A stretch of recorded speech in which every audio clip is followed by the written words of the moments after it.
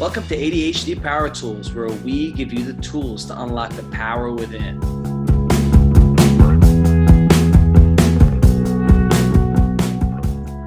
Hello, Brooke. Today, I want to talk to you about emotions. What are some tools you can give our audience on managing their emotions? Our audience with ADHD, what are some tools you can give our audience with ADHD on managing emotions? Yeah. So I know we talked about rejection sensitivity disorder.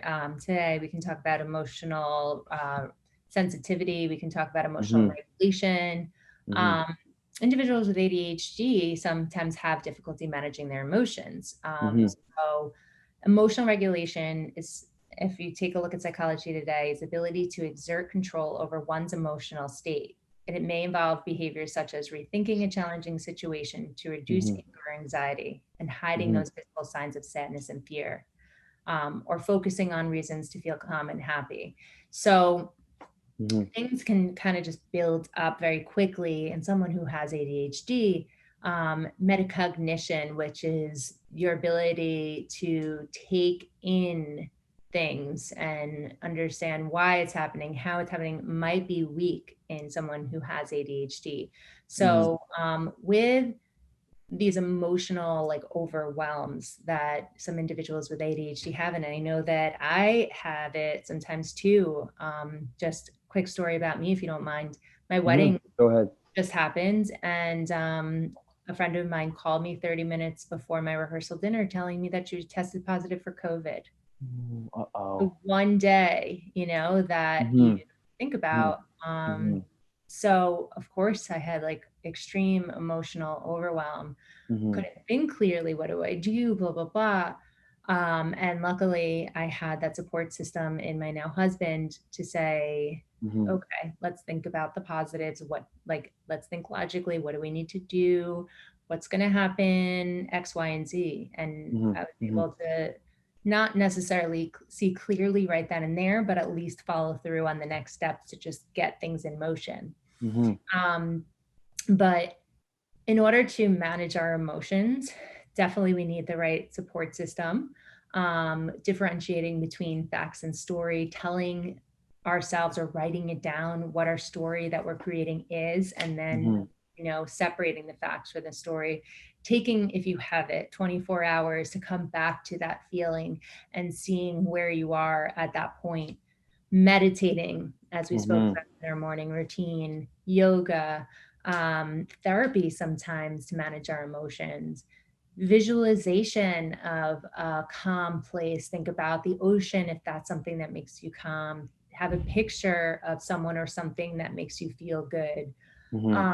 There's so many different ways that you need to train your brain to manage your emotions. Even gratitude, think of 5 things on your fingers that you're grateful for in that moment.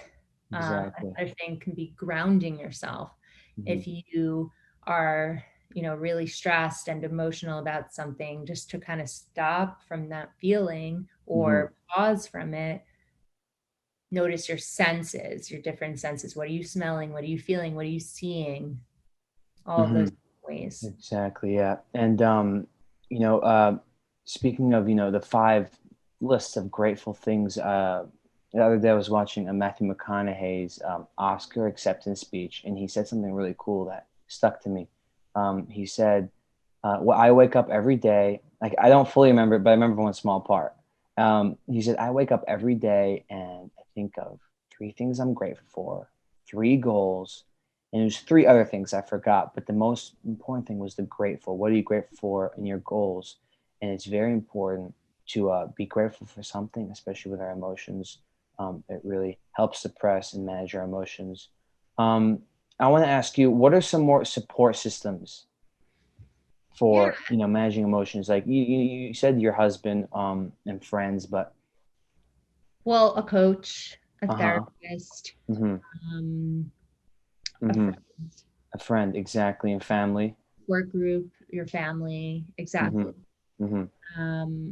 But the real win is when you can do this on your own, right? Where you don't need to ask for approval or seek help immediately. But if you know the tools and learn the tools along the way, it's powerful.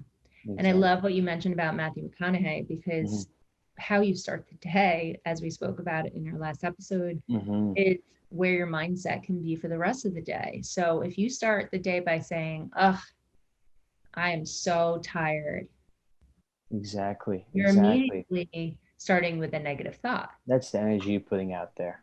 Exactly. But if you start the day by saying, this is going to be the best day ever, you're reframing the situation, and that energy is going to carry through for the rest of the day, or a lot longer than, ugh, I'm tired. So how you wake up and how you think and reframing situations are really helpful. And when you can't do that in a reactive moment, walk away, take a pause, do some deep breathing. You do a 4x4 cube. So you breathe in for 4 seconds, hold it for 4 seconds, and then breathe out for 4 seconds, 4 times. Or 3-7-8, where you breathe in for 3 seconds, hold it for 7 seconds, and out for 8. So many different techniques. Yep. And, I have 2 younger sisters, and, I also have my girlfriend and my friends. And whenever they call me, they're a little upset, feeling down, or, there's negative energy going on. First thing I think of is, you should be grateful for what you have. This might be tough. You might be going through a lot, but at the end of the day, you're going to wake up next day and it'll all be over. You're going to wake up next day and I'll be telling you, good morning, rise and shine. And, it'll pass. The bad times will pass, and be thankful, because truth is there's a lot of other people out there going through worse. And, you really got to embrace, who you are and who you're surrounded by, and move forward, especially when dealing with emotions. It is hard. It's not easy, but you got to move forward.